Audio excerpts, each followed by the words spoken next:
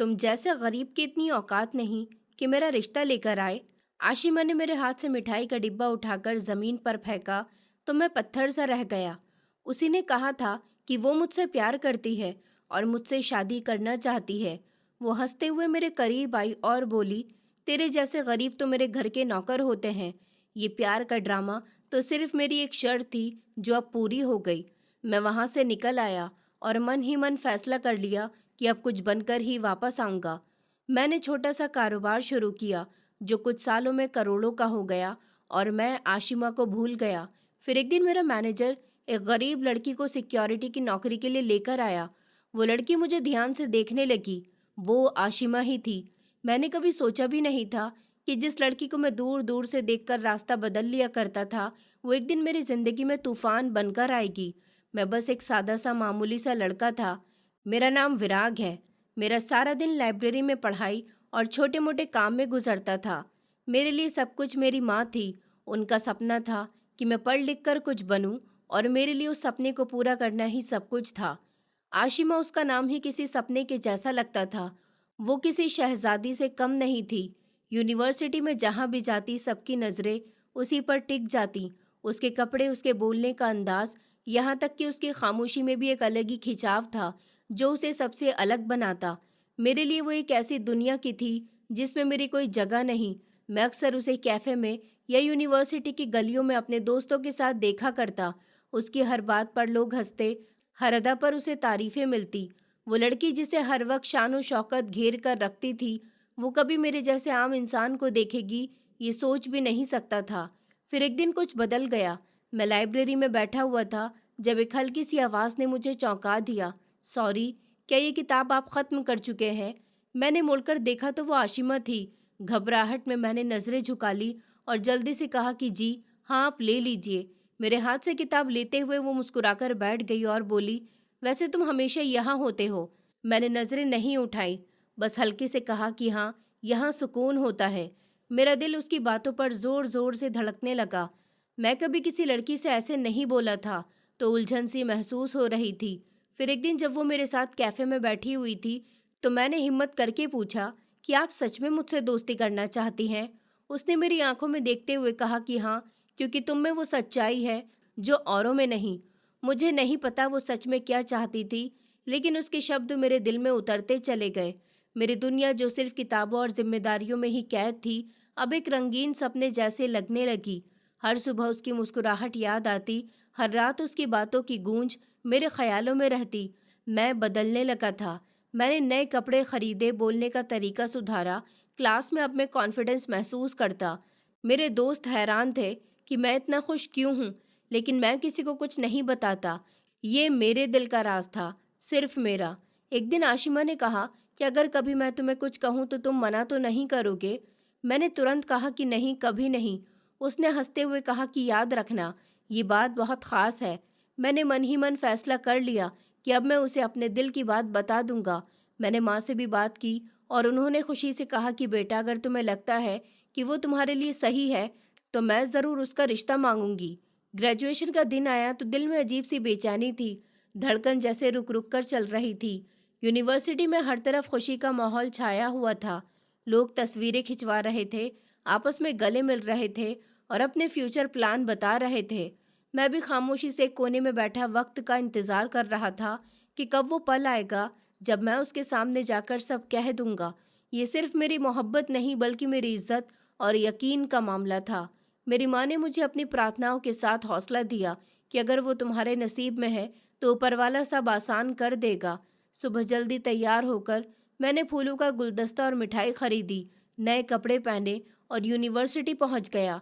रास्ते में बार बार शीशे में खुद को देखता रहा, बाल ठीक करता रहा और सोचता कि मैं उसे कैसे सब कुछ कहूँगा। जब पार्टी शुरू हुई तो सब हॉल में जमा हो गए। स्टेज पर परफॉर्मेंस हो रही थी, तस्वीरें ली जा रही थी और हर तरफ हंसी खुशी का शोर था। मैं चुपचाप एक कोने में बैठा रहा, दिल में उस लम्हे का इंतजार करता रहा और फिर वो लम्हा आया।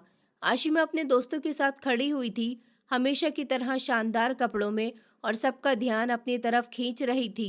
मैंने गहरी सांस ली, हाथ में गुलदस्ता पकड़ा और उसकी तरफ बढ़ गया। उस वक्त दिल की धड़कन मेरे कानों में गूंज रही थी। मैं कुछ कहना चाहता था। मैंने धीरे से कहा तो वो चौंक गई और उसकी सारी दोस्तें भी मुझे देखने लगीं। सबने हमारी तरफ देखना शुरू कर दिया। मैंने कहा, मेरे घर वाले तुम्हारे लिए रिश्ता लाना चाहते हैं। आशिमा, मैं तुमसे सच में प्यार करता हूँ। मैंने फूल उसकी तरफ बढ़ाए। एक लम्हे के लिए उसके चेहरे पर हैरत थी, जैसे उसे यकीन नहीं आया हो कि मैं सच में ये सब कुछ कह रहा हूँ।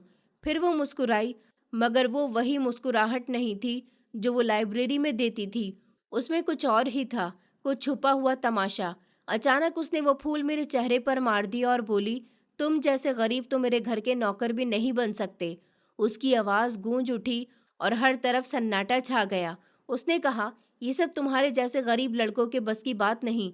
तुम तो बस एक शर्त थे जो पूरी हो गई। मेरे चारों तरफ खड़े सब लोग हंसने लगे। किसी ने सीटी बजाई, किसी ने तालियां बजाई। ये वो लम्हा था जो जैसे किसी फिल्म में विलन का हंसना दिखाती हो, पर यहाँ मैं वो विलन नहीं था। मैं तो वो मासूम था जिसने बस सच बोलने की हिम्मत कर ली। उसने कहा, तुम्हें क्या लगा कि मैं तुमसे प्यार करती हूँ? ये सब तो सिर्फ एक गेम था और मैं उसमें जीत गई हूँ। मेरे अंदर जैसे कुछ टूट सा गया। मेरे हाथ में गुलदस्ता जमीन पर गिर गया। मेरी आंखें फर्श पर जम गईं। मैं कुछ नहीं बोल पा रहा था। आंखों के कोने नम हो रहे थे, पर मैं सबके सामने रोना नहीं चाहता था। मैंने कहा, आशिमा बस करो, मैंने दिल से तुमसे प्यार किया है। उसने कहा, अपनी मोहब्बत अपने पास रखो, मुझे तुम जैसे लोगों से नफरत है। मैं पीछे हट गया। मेरे कदम बेजान से थे, दिल जैसे किसी ने नोच लिया हो। अब कोई आवाज़ सुनाई नहीं दे रही थी, कोई चेहरा नजर नहीं आ रहा था, बस एक सन्नाटा मेरे अंदर छा गया। मैं यूनिवर्सिटी से सीधा हॉस्टल गया, कपड़े बदले और माँ को कॉल की। उन्होंने मेरी आवाज़ सुनकर कहा कि क्या हुआ बेटा, तेरी आवाज़ भारी क्यों हो रही है? मैंने सिर्फ इतना कहा कि मम्मी, मैं वापस आ रहा हूँ। वो हैरान हो गई कि अभी तो बाहर गया था। अगले दिन मैं शहर छोड़कर चला गया। न किसी दोस्त को बताया, न किसी प्रोफेसर को। यूनिवर्सिटी की डिग्री मिल चुकी थी, लेकिन मेरे दिल की दुनिया खत्म हो गई थी। गांव पहुंचा तो मम्मी ने बाहों में भरकर कहा कि सब ठीक हो जाएगा, पर वो क्या जानती थी कि मेरे अंदर कौन सा तूफान चल रहा है। कुछ दिन ऐसे ही खामोशी में गुजर गए, बस खाने, सोने और माँ के साथ वक्त गुजारने में। फिर एक दिन मैंने खुद से वादा किया कि अब मैं अपनी ज़िंदगी बदलूंगा। मैं वो बनूंगा जो उसने कहा था कि मेरे बस में नहीं है। मैंने अपनी छोटी सी ज़मीन बेची और एक छोटा सा कारोबार शुरू किया। शुरू के ही दिनों में लोग मजाक उड़ाते कि किताबें छोड़कर दुकानदार बन गया है, पर मैं खामोश रहा। दिन रात काम करता, कभी खुद सामान उठाता, कभी खड़े होकर ग्राहकों से बात करता। धीरे धीरे माल भेजना शुरू किया। माँ कहती थी कि बेटा, तुम्हें कुछ अलग है, ऊपर वाला तुझे बहुत देगा। मैं उनके शब्दों को अपने दिल में उतार लेता। मैंने एक चीज़ कभी नहीं की, पीछे मुड़कर कभी नहीं देखा, आशिमा का नाम तक नहीं लिया। कोई पूछता तो बस मुस्कुराकर कह देता कि बीता हुआ वक्त था। पर ये मेरी नई शुरुआत है, एक ऐसा रास्ता जो दर्द से नहीं मेहनत से बना था। अब मेरा एक ही मकसद था, खुद को साबित करना बिना किसी सहारे। ये वादा निभाना आसान नहीं। गांव में रहते हुए लोगों के ताने सहने थे, अपनों की उम्मीदें पूरी करनी थी और हर दिन एक नया इम्तिहान बनकर सामने आ जाता। पर मैंने हार नहीं मानी। अपनी ज़मीन बेचकर एक छोटी सी दुकान लेकर कारोबार शुरू किया। सब्जियां, ग्रॉसरी और बाद में कपड़े, जो भी बेच सकता था बेचता रहा। शुरू में सिर्फ 2-3 ग्राहक आते थे और उनमें से एक सिर्फ बात करने आता, लेकिन मैं उन लम्हों को भी खाली नहीं जाने देता। दुकान पर बैठकर अगले दिन के लिए नई चीज़ें सीखता। शाम को दुकान बंद करके किसी और के काम में हाथ बटाता ताकि हुनर सीख सकूं। एक बार पंचर की दुकान पर गया, सिर्फ ये जानने के लिए कि एक आम आदमी कुछ ही महीनों में प्रॉफिट आना शुरू हुआ, लेकिन मैंने उसे वापस दुकान में लगा दिया। साथ ही कुछ पुराने दोस्तों से सलाह ली। अब दिल में किसी पर भरोसा नहीं था, फिर भी तजुर्बे को अहमियत दी। मैंने गांव से बाहर करीबी कस्बे में थोक की सप्लाई शुरू की और वही मेरी तरक्की की बुनियाद बन गई। 2 साल बाद मैंने वही दुकान खरीद ली और साथ में 2 और ब्रांच भी खोल ली। अब वो दुकान से ज़्यादा वेयरहाउस बन चुका था। दिन में मैं मालिक होता और रात को सीखने वाला। मेरी माँ कहती कि अब तो ऊपर वाले ने तेरी खुशी वापस लौटा दी है बेटा, और मैं बस सर हिला देता। लेकिन मेरे दिल का एक कोना अभी भी खाली था। कभी कभी रात को जब माँ सो जाती तो मैं दुकान के पीछे बैठकर आसमान देखता और वो लम्हा याद आ जाता जो मेरे साथ हुआ था। कोशिश करता भूलने की, मगर वो लौट आता। न किसी को इल्ज़ाम देता, न किसी से शिकायत रखता। खामोशी से वक्त गुजर रहा था। एक दिन माँ मेरे पास बैठी और बोली कि तूने बहुत कुछ कर लिया, अब तुझे एक साथी की ज़रूरत है। मैंने नज़रें चुरा ली, लेकिन उन्होंने बात जारी रखी। उन्होंने कहा कि मैंने तुम्हारे लिए एक अच्छा रिश्ता देखा है। वो लड़की सीधी साधी सी है, घर संभाल सकती है, तुम्हारी इज्जत करेगी।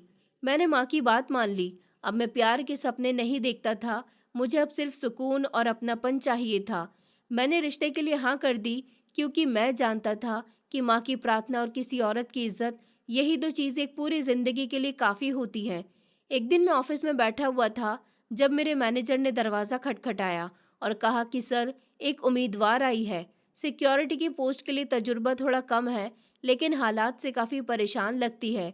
मैंने सर उठाकर कहा कि भेज दो अंदर। फिर दरवाज़ा खुला और जैसे ही वो अंदर आई, मेरे हाथ में पकड़ा हुआ कलम रुक गया। वो चेहरा, वो वजूद, वो आंखें, वक्त जैसे थम सा गया। वो वही थी, आशिमा। लेकिन वो ये आशिमा नहीं थी जो मैंने यूनिवर्सिटी में देखी। उसके कपड़े सादे से थे, चेहरे पर थकान के असर, बालों में रूखापन था, हाथों में एक पुरानी सी फाइल थी। उसने धीरे से कहा कि हेलो सर। मैंने जवाब दिया। वो नज़रें झुकाए बिना कुर्सी पर बैठ गई और बोली, मुझे नौकरी की ज़रूरत है। मेरा दिल एक लम्हे को रुक गया, लेकिन चेहरे पर कोई असर नहीं आया। मैंने फाइल खोली और उसके डॉक्यूमेंट्स देखे। एजुकेशन पूरी थी, लेकिन उसके रिकॉर्ड में खालीपन छुपा हुआ था। मैंने पूछा, आपने इससे पहले 2 साल कहाँ काम किया? उसने कहा कि कहीं नहीं, कुछ पर्सनल प्रॉब्लम्स थीं। मैंने उसकी आंखों में झांक कर देखा। वहाँ गुरूर नहीं था, सिर्फ खामोशी और थकान थी। जो लड़की कभी पूरे हॉल में अपनी हंसी से सबका ध्यान खींच लेती थी, आज मेरी मेज के सामने झुकी हुई बैठी थी, अपनी जिंदगी के लिए नौकरी मांगने के लिए। मैंने मैनेजर को अंदर बुलवाया और कहा कि फाइल रख लो, मैं खुद बात कर लूंगा। वो सर झुकाए दरवाजे से निकल गई और मैं अपनी कुर्सी पर बैठा देर तक खामोश रहा। मैनेजर बाहर जाकर बोला, सर, लड़की सच में बहुत ज़्यादा मजबूर लग रही थी। क्या आप चाहते हैं हम उसको रख लें? मैंने सर हिलाया और कहा कि हाँ, रख लो। वो चला गया और मैं अपनी मेज़ पर बैठा उंगलियों को देखता रहा। बीते वक्त ने मुझे आकर फिर से घेर लिया, एक ऐसे वक्त में जब मैं समझता था कि वो मुश्किल अब ख़त्म हो गई है। मैं जानता था कि ये इत्तेफाक नहीं, ऐसे आशिमा का मेरे सामने आना, वो भी इस हाल में, और मुझसे नौकरी मांगना, ये सब वक्त की लिखी हुई वो लकीर थी जिसे मैं चाहकर भी मिटा नहीं सकता। लेकिन एक फ़र्क ज़रूर था कि अब मैं वो आदमी नहीं रहा जो मोहब्बत में टूटा हुआ था। मैं तो अब वो आदमी था जिसने खुद को जोड़ लिया, बिना किसी से शिकायत किए और बिना किसी का सहारा लिए। आशिमा दोबारा मेरे ऑफिस में नौकरी पर आ गई थी। दिन गुजरते गए और मैंने महसूस किया कि वो अब पहले जैसी नहीं रही। वो लड़की जो कभी खूब बातें किया करती थी, अब खामोशी से काम करती, नज़रें झुकाए बस अपना फ़र्ज निभाती। मैंने उससे कभी बीते वक्त की बात नहीं छेड़ी और ना ही कभी ये जताया कि मैं क्या जानता हूँ।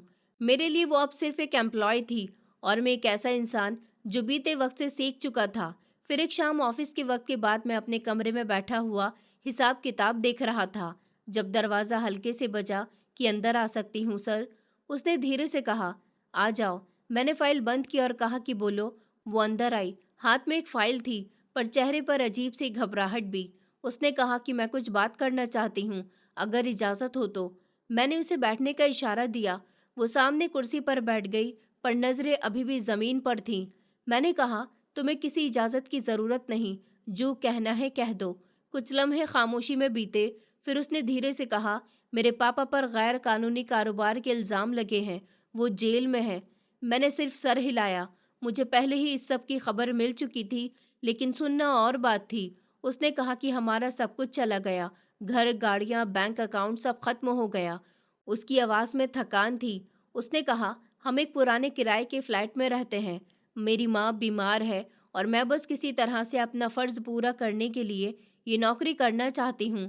मैंने उसकी तरफ देखा, वो अब भी मुझसे नज़रें नहीं मिला रही थी। मैंने कहा, आशिमा, जो गुज़र गया है उसे बदल नहीं सकते, पर तुम चाहो तो नए सफ़र की शुरुआत कर सकती हो। वो चौंक गई और बोली, आप मुझे माफ़ कर चुके हैं। मैंने नरम आवाज़ में कहा कि मैंने बहुत पहले ही दिल से तुम्हें निकाल दिया था। बीते वक्त में रहना मेरे इरादों में नहीं है। उसने कहा, पर मैं हर दिन हर लम्हा वो दिन याद करती हूँ जब मैंने तुम्हें सबके सामने बेइज्जत किया। उसकी आंखों में आंसू आ गए। उसने कहा कि आज मैं खुद अपने किए का नतीजा भुगत रही हूँ। मेरे वो सब दोस्त जो उस दिन मेरे साथ हंसे थे, आज कोई मेरे हाल को नहीं जानता। मैंने खामोशी से एक टिश्यू बॉक्स उसके सामने सरका दिया। उसने कहा, मुझे एहसास बहुत देर से हुआ है और ये माफ़ी मैं सिर्फ इसीलिए नहीं मांग रही हूँ कि मैं मजबूर हूँ, बल्कि इसलिए कि मुझे सच में शर्मिंदगी है। मैंने कहा, आशिमा, हर इंसान गलती करता है। फ़र्क बस इतना है कि कुछ लोग माफ़ी मांगते हैं और कुछ नहीं। तुमने कम से कम ये हिम्मत की है। वो खामोश रही पर उसकी सांसें तेज़ हो गई थी। फिर वो धीरे से बोली कि अगर तुम मुझे दोबारा अपनी ज़िंदगी का हिस्सा नहीं बना सकते, तो कम से कम इतना ज़रूर कह दो कि तुमने मुझे माफ़ कर दिया। मैंने कुर्सी पर टेक लगाकर उसे देखा और कहा कि मेरी ज़िंदगी का फ़ैसला हो गया है आशिमा। मेरी माँ ने मेरा रिश्ता तय कर दिया है। वो नज़रें उठाकर मुझे देखने लगी कि तुम खुश हो। मैंने मुस्कुराकर कहा, प्यार शायद नहीं हो, लेकिन इज्जत सुकून ज़रूर है और यही ज़िंदगी के लिए काफ़ी होता है। वो धीरे से सर हिलाकर उठी और बोली, शुक्रिया, बस इतना ही सुनना था। कि जैसे ही वो दरवाजे की तरफ मुड़ी, मैंने कहा, आशिमा, वो पलट गई। तुमने जो खोया वो तुम्हारी गलती थी, लेकिन अब जो पाओगी वो तुम्हारी मेहनत पर डिपेंड करेगा। जिंदगी तुम्हें दोबारा मौका दे रही है, बस इस बार उसे खराब मत करना। वो कुछ नहीं बोली, बस हल्की सी मुस्कुराहट लेकर बाहर निकल गई। जब वो कमरे से निकली तो दरवाज़ा धीरे से बंद हुआ, लेकिन उसके पीछे जो खामोशी छूटी वो मेरे अंदर देर तक गूंजती रही। अगले दिन वो ऑफिस आई, पर उसकी चाल में वो कॉन्फिडेंस नहीं था। काम में संजीदा थी, लेकिन चेहरे पर खामोशी का मुखौटा। मैंने कभी उससे नजरें नहीं चुराई और ज्यादा बातचीत भी नहीं की, लेकिन मैं समझ सकता था कि वो अंदर से टूट चुकी है।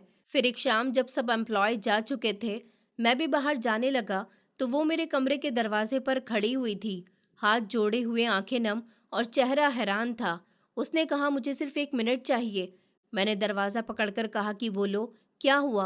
वो कुछ कदम आगे बढ़ी और मेरे सामने आकर रुक गई। मैंने सोचा शायद ज़िंदगी मुझे माफ़ कर देगी, लेकिन शायद नहीं। शायद हर कदम, हर फैसला मेरी बर्बादी की शुरुआत था। मैं खामोश रहा, वो बात कर रही थी और शायद पहली बार दिल से कर रही थी। मुझे लगा जैसे दुनिया हमेशा मेरे कदमों में होगी।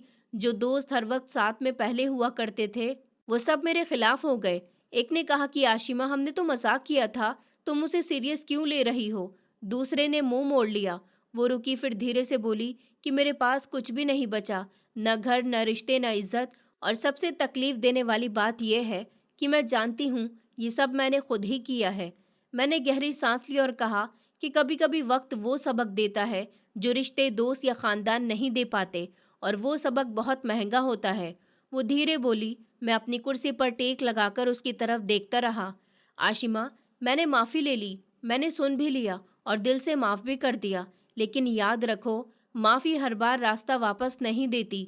कुछ दरवाजे माफ़ करने से नहीं, बल्कि बंद रहने से पक्के होते हैं। वो खामोश हो गई। उसकी आंखों से आंसू बह रहे थे, लेकिन इस बार उसमें कोई शोर नहीं था, सिर्फ टूट फूट की एक गहरी आवाज़ थी जो अंदर कहीं गूंज रही थी। उसने पूछा, तुम्हें लगता है मैं तुमसे सिर्फ खेल रही थी? शायद मैं खुद से भी वही कर रही थी, खुद को भी धोखा दिया। उसने हाथ जोड़कर बोला, बस इतना बता दो कि तुम अब भी मेरे लिए कोई जगह रखते हो। मैंने उसे देखा, वही चेहरा जो कभी मेरे सपनों का हिस्सा हुआ करता था, अब एक सवाल बनकर मेरे सामने आ खड़ा हुआ। मैंने कहा, नहीं आशिमा, जो मुकाम तुम्हारे लिए था वो खाली नहीं रहा, मैंने उसको किसी और के लिए बचाकर रखा है। वो सर झुकाकर बोली, क्या वो तुमसे प्यार करती है? शायद नहीं, लेकिन वो मुझे इज्जत देती है। मेरी माँ उसको बेटी की तरह मानती है, पर यही मेरी जिंदगी के लिए काफ़ी है।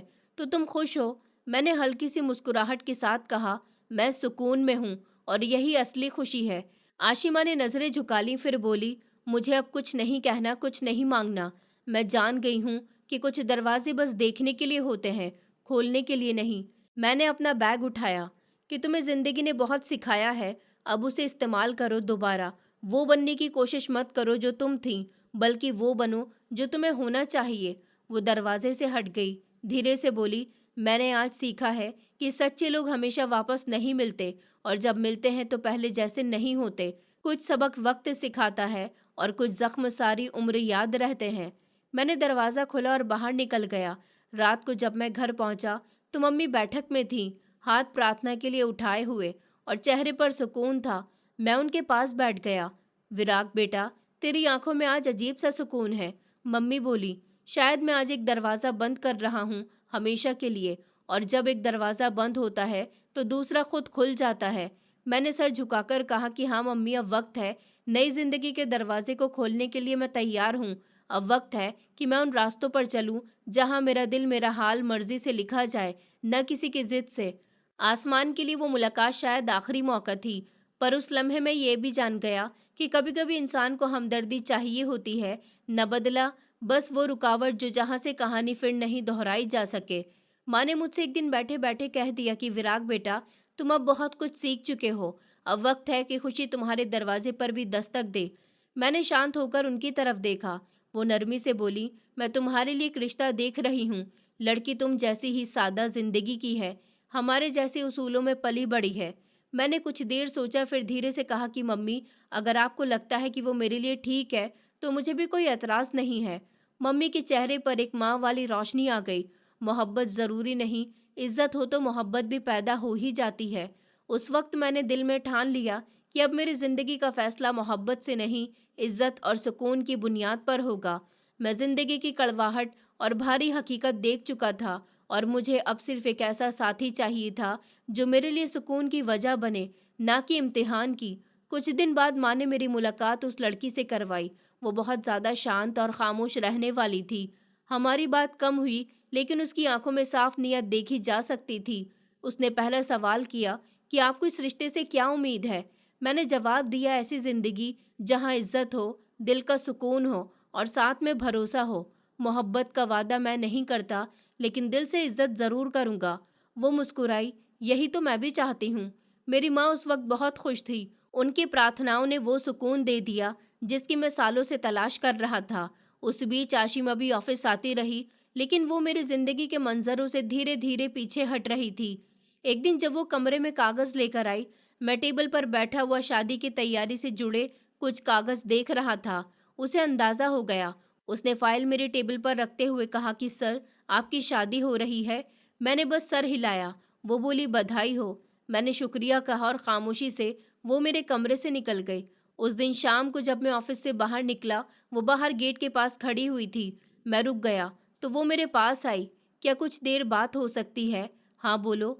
मैं जानती हूँ कि अब बहुत देर हो चुकी है और मेरे पास कहने को कुछ भी नहीं बचा, पर मैं सिर्फ एक बार ये कहना चाहती हूँ कि जो कुछ हुआ उस पर मुझे सच में बहुत अफसोस है, न सिर्फ तुमसे बल्कि अपने आप से भी। तुम्हारे शब्द सच्चे हैं आशिमा, पर तुम्हें अब खुद से जीना सीखना होगा। मैं सीख रही हूँ, बस वक्त लग रहा है। उसने नजरें झुकाकर कहा, कभी कभी दिल करता है कि वक्त को पीछे मोड़ दूं, पर जानती हूँ कि ये मुमकिन नहीं।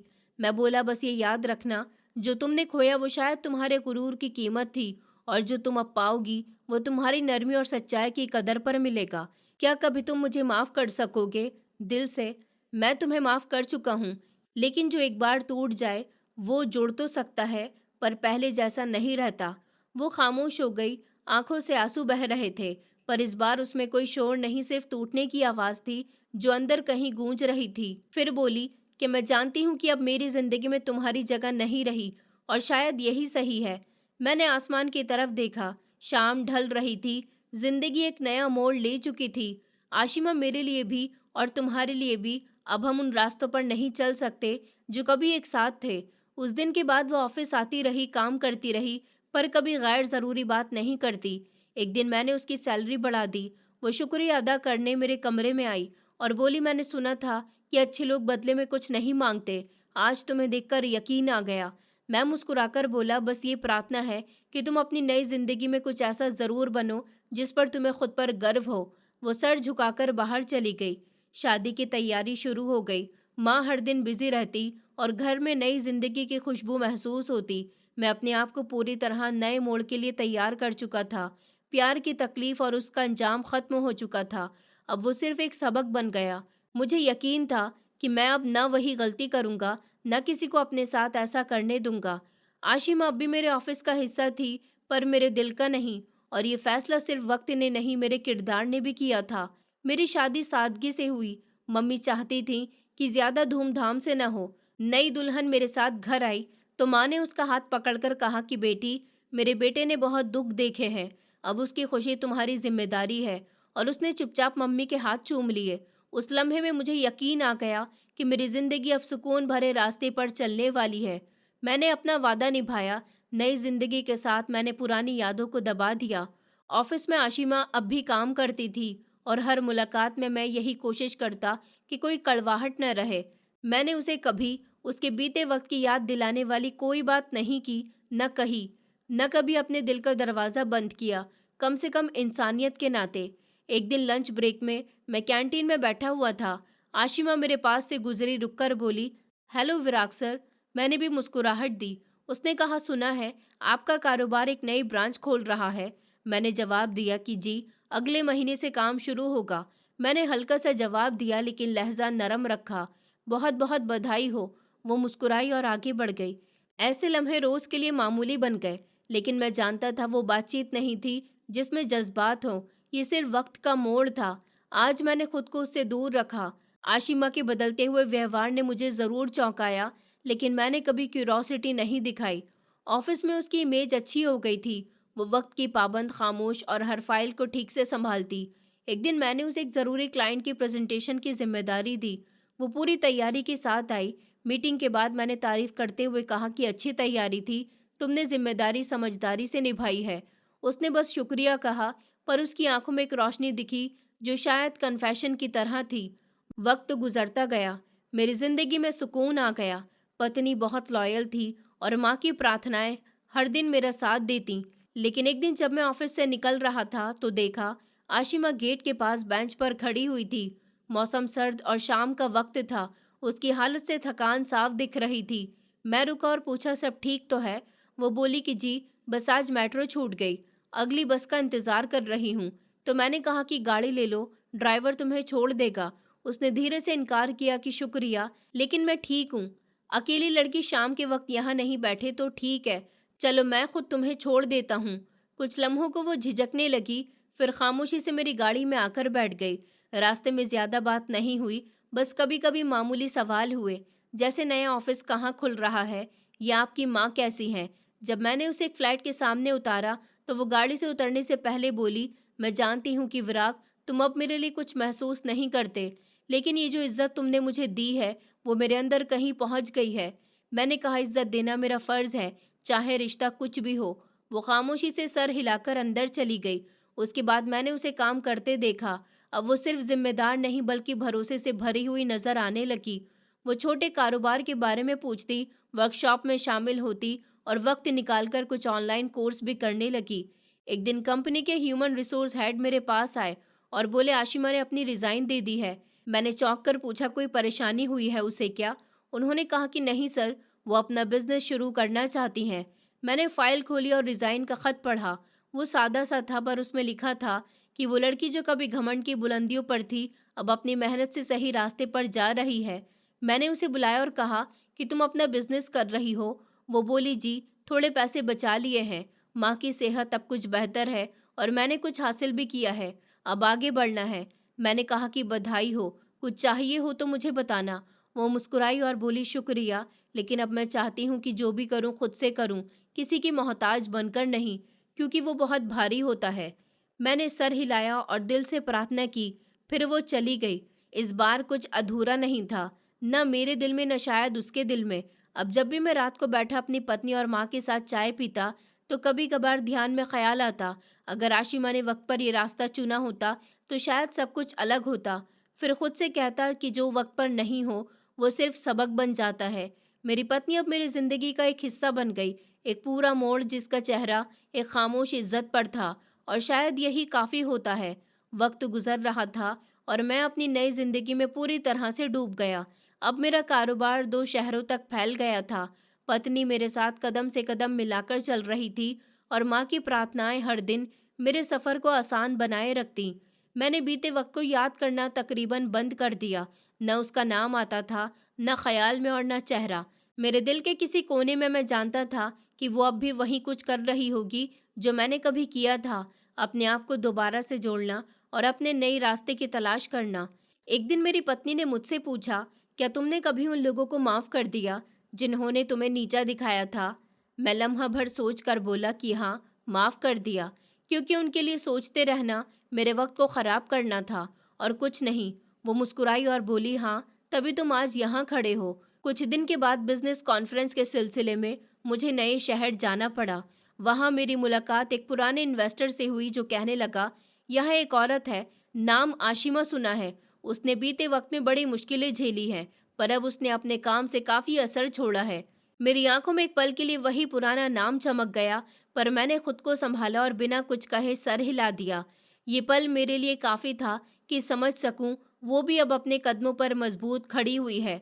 जब मैं होटल के कमरे में वापस आया तो बिना इरादा किए मैंने ऑनलाइन उसके बिजनेस का प्रोफाइल चेक किया।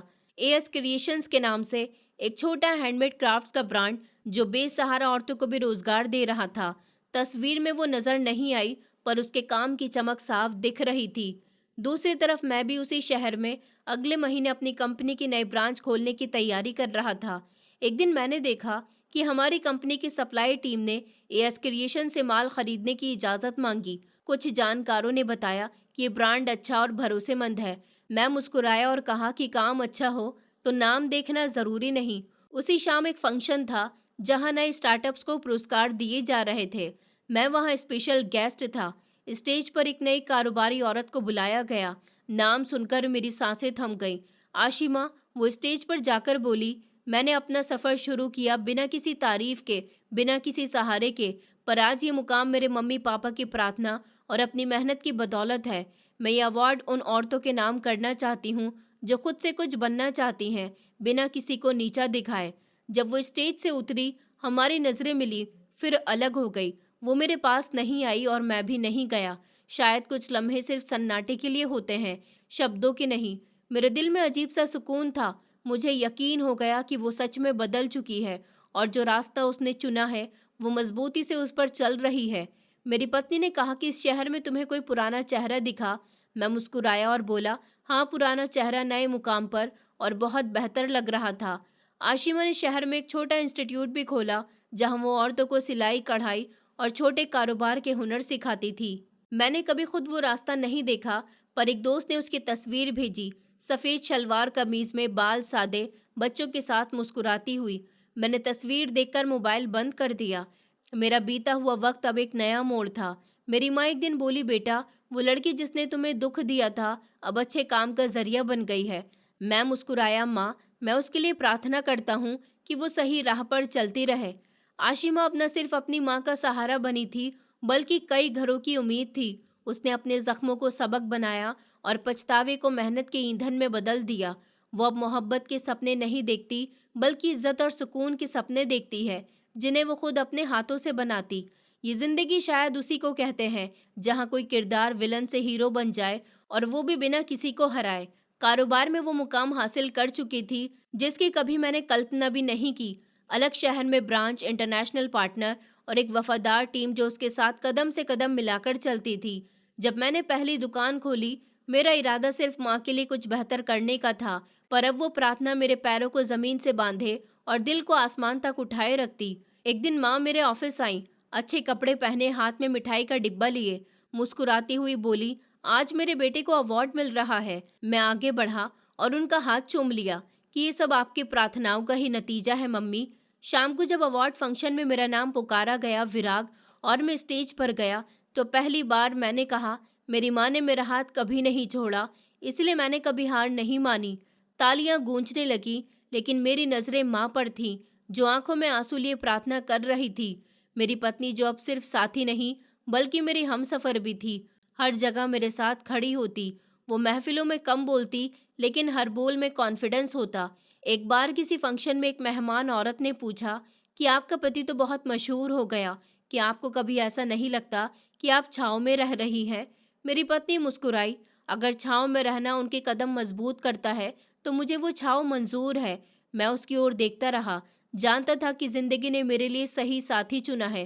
कुछ दिन के बाद बिजनेस से जुड़ी एक मीटिंग के लिए मैं उसी शहर गया जहां आशिमा का इंस्टीट्यूट था। वहां की औरतों ने उसके काम की तारीफ की और बताया कि कैसे उसने कई औरतों को खुद का कारोबार शुरू करने की हिम्मत दी है। मुझे ये सुनकर खुशी हुई कि वो अकेली नहीं, बल्कि बहुतों की उम्मीद की किरण बन चुकी थी। वहीं मेरी जिंदगी भी एक नए दौर में एंटर कर रही थी। मेरी नई ब्रांच का काम तेजी से बढ़ रहा था। मेरी पत्नी ने घर को संवारने के साथ मेरे कारोबार में पूरा साथ दिया। हम दोनों मिलकर हर मुश्किल को पार कर रहे थे। एक दिन ऑफिस में मैंने उसे देखा। वो अपने एम्प्लॉयज़ के साथ मुस्कुराती हुई अपने काम में बिजी थी। मुझे लगा कि ज़िंदगी ने हम दोनों को सही राह पे ला दिया है। उस शाम जब मैं घर लौटा तो माँ ने कहा कि विराग बेटा, आज तुम बहुत खुश लग रहे हो, क्या बात है? मैं मुस्कुराकर बोला, माँ सच में खुश हूँ, क्योंकि अब मैं न सिर्फ अपने लिए बल्कि अपने परिवार के लिए भी कुछ कर पा रहा हूँ। माँ ने सर हिलाया और कहा कि बेटा, मेहनत का फल हमेशा मीठा होता है, बस उम्मीद मत खोना। मैं उनकी बात सुनकर और भी ज़्यादा हिम्मत जुटाता रहा। फिर एक दिन ऑफिस में मेरी पत्नी ने मुझसे कहा, क्या कभी आपके दिल में कोई बात छुपी है जो आप मुझसे नहीं कहते? मैं उसे देखकर मुस्कुराया और कहा कि जब तक मैं जी रहा हूँ, तुम्हारे लिए मेरा दिल साफ रहेगा। वो मेरे हाथ थामे हुए बोली, बस यही मुझे चाहिए, आपके साथ की सच्चाई और भरोसा। वहीं दूसरी तरफ आशिमा ने भी अपने इंस्टीट्यूट में एक नया कोर्स शुरू किया जो औरतों को डिजिटल मार्केटिंग सिखाता था, ताकि वो अपने हुनर को ऑनलाइन भी बढ़ा सके। उसका जुनून देखकर मुझे उस पर गर्व हुआ कि उसने अपनी ज़िंदगी को नई दिशा दे दी। वक्त के साथ दोनों की ज़िंदगी में बदलाव आया, लेकिन जो बीता वो सबक बनकर रह गया था। कभी कभी मैं सोचता कि अगर वो लम्हा लौट भी जाए तो क्या बदलेगा? शायद कुछ नहीं, क्योंकि जिन रास्तों को हम चुनते हैं वही हमें हमारी मंजिल तक पहुंचाते हैं। मेरी पत्नी मेरे साथ हर खुशी और गम में थी। हम दोनों ने मिलकर अपने सपनों को हकीकत बनाया। मैं अब ज्यादा समझदार और मजबूत था और उसने भी अपने स्ट्रगल को जीत में बदला।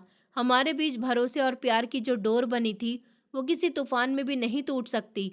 इस तरह हमारी कहानी एक नई शुरुआत लेकर आई थी, जहां बीते हुए जख्म धीरे धीरे भर रहे थे और जिंदगी की नई उम्मीदें हम दोनों के लिए रोशनी बन रही थी। हम जानते थे कि रास्ते चाहे जितने भी मुश्किल क्यों न हो, बस साथ चलना जरूरी था और यही हमारा सच था। वक्त गुजरता रहा और जिंदगी ने हमें कई सबक सिखाए। मैं अब अपनी नई जिंदगी में पूरी तरह से डूब गया, लेकिन कभी कभी बीते हुए दिनों की यादें जैसे कोई पुरानी फिल्म मेरे दिल के पर्दे पर चलने लगती। मैं सोचता कि अगर वो वक्त दोबारा लौट आता तो क्या मैं वही करता या कुछ अलग रास्ता चुनता। मैं जानता था कि बदलाव जरूरी था और हमने वो कर दिखाया। मैं अपनी पत्नी के साथ खुश था और माँ की प्रार्थनाएं मेरे लिए हमेशा एक सहारा बनी। हम दोनों ने मिलकर अपनी छोटी सी दुनिया बनाई, जहाँ प्यार था, इज्जत थी और एक दूसरे के लिए भरोसा। आशिमा की कहानी भी किसी इंस्पिरेशन से कम नहीं थी। उसने न केवल अपने लिए बल्कि उन औरतों के लिए भी रास्ता बनाया जो अपने पैरों पर खड़ा होना चाहती थी।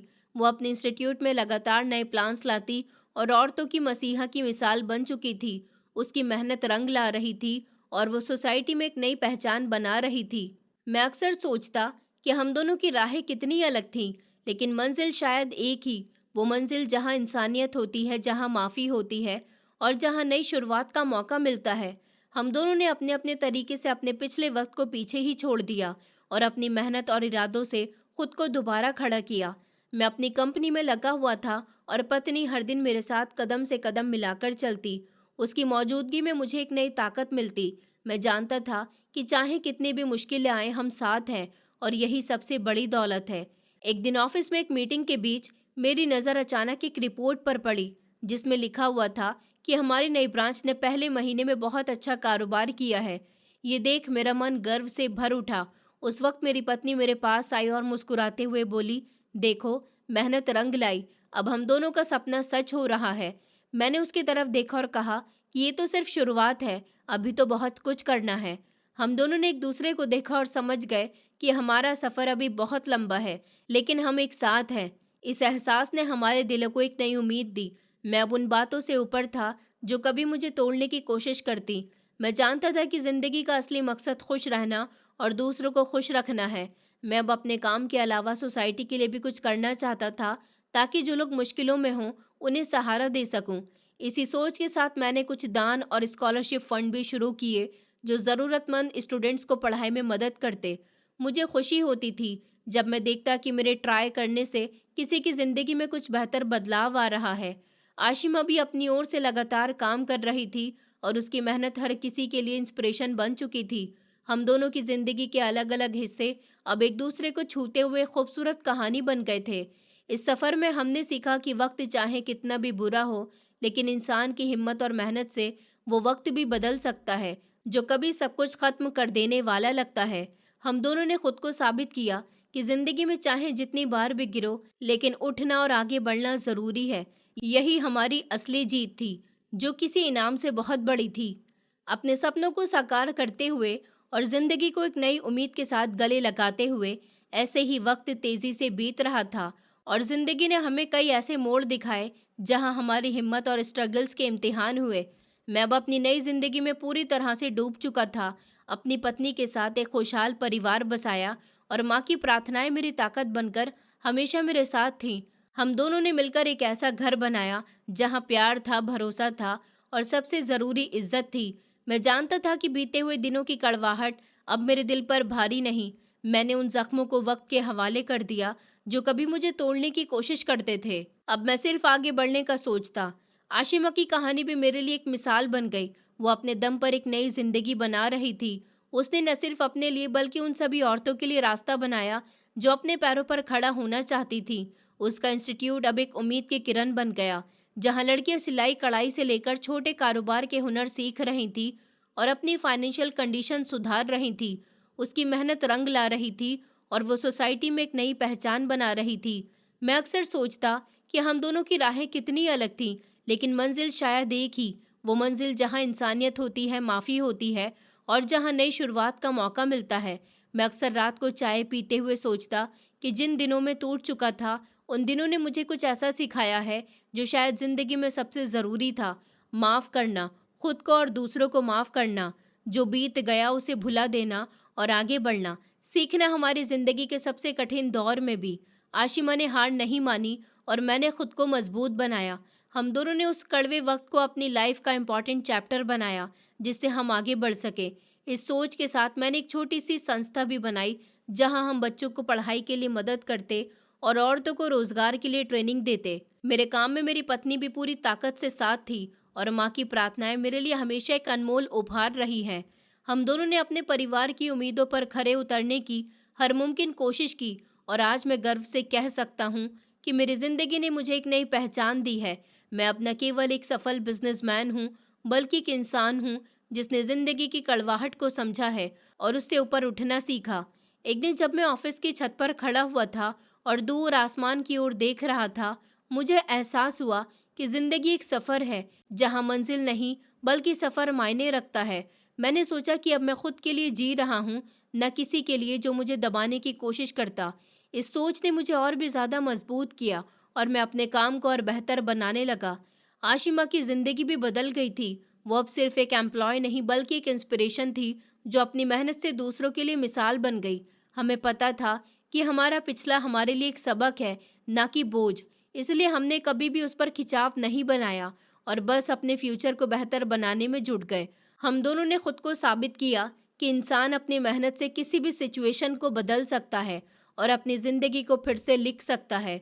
मैं अब उन बीते हुए दिनों को एक किताब समझता हूँ जो मैंने पढ़ ली है और अब मैं अपनी ज़िंदगी के अगले चैप्टर की ओर बढ़ रहा हूँ, जिसमें मेरे साथ है मेरी पत्नी, मेरी माँ और मेरी मेहनत की कमाई। साथ ही आशिमा की कहानी भी मेरी ज़िंदगी में एक मिसाल बनकर शामिल है, जो बताती है कि हर अंधेरे के बाद एक उजाला होता है और जो गिरते हैं वो ही मजबूत होकर उठते हैं। हमारे सफ़र ने ये साबित किया कि वक्त चाहे कितना भी मुश्किल क्यों ना हो, इंसान की हिम्मत और लगन से हर चैलेंज पार किया जा सकता है। अब मैं एक ऐसे मुकाम पर था जहां मैं अपनी सफलता का फल अपने परिवार और अपनी मेहनत को देता और मैं जानता था कि ज़िंदगी की असली खुशी वही है जहां हम अपने दिल की सुने और सही फैसले ले। मेरी पत्नी के साथ मेरा रिश्ता पूरी तरह से मजबूत था और माँ की प्रार्थनाएं मेरे लिए सबसे बड़ा आशीर्वाद बनी। हमारी ज़िंदगी में अब एक नया मोड़ शुरू हो चुका था जो हमें सिखाता कि स्ट्रगल चाहे कितना भी भारी हो, अगर हम दिल से लड़ें तो जीत हमारी ही होती है। यही हमारी कहानी थी जो आज भी मुझे इंस्पायर करती है और आगे भी करती रहेगी। जिंदगी में हर किसी को दर्द होता है, कोई ना कोई जख्म होता है। मैं भी टूटकर खुद को खो चुका था, पर टूटना आसान है, फिर से खुद को जोड़ना बड़ी हिम्मत मांगता है। माफ़ करना सीखो, चाहे खुद को हो या दूसरों को। माफ़ी दिल को हल्का करती है और रास्ता खोलती है। मोहब्बत ज़रूरी नहीं हर बार, लेकिन इज्जत और भरोसा ज़िंदगी की बुनियाद होते हैं। मैंने सीखा सुकून वही है जहाँ इज्जत हो, यही सुकून इंसान की सबसे बड़ी खुशी है। जो बीत गया उसे भूल जाना चाहिए। अगर हम पिछले वक्त में फंसे रहेंगे तो आगे नहीं बढ़ पाएंगे। वक्त हर किसी को नया मौका देता है, बस ज़रूरत है उसे पकड़ने की और खुद पर भरोसा रखने की। आशिमा ने दिखाया इंसान कितना भी गिर जाए, अगर ठान ले तो खुद को फिर से बना सकता है। उसने अपने जख्मों को ताकत बनाया, अपनी जिंदगी बदली और दूसरों की भी जिंदगी रोशन की। इसलिए जिंदगी के हर मोड़ पर उम्मीद मत खोना, खुद को कमजोर मत समझना और हमेशा आगे बढ़ने का रास्ता ढूंढना असली जीत दिल और इरादों की होती है। यही हमारी कहानी की सबसे बड़ी सीख है। जीतते वही है जो टूट कर भी उठे और दुनिया की सुनकर हार ना माने, क्योंकि असली ताकत दिल की होती है जो हर दर्द को अपनी जीत बना ले। दोस्तों, उम्मीद करती हूँ आपको हमारी कहानी पसंद आई होगी। कहानी पसंद आई है तो वीडियो को लाइक करें, चैनल पर नए हैं तो चैनल को सब्सक्राइब करें और हाँ, नोटिफिकेशन बेल को ज़रूर दबाएं ताकि अगली अपडेट सबसे पहले आपको मिले।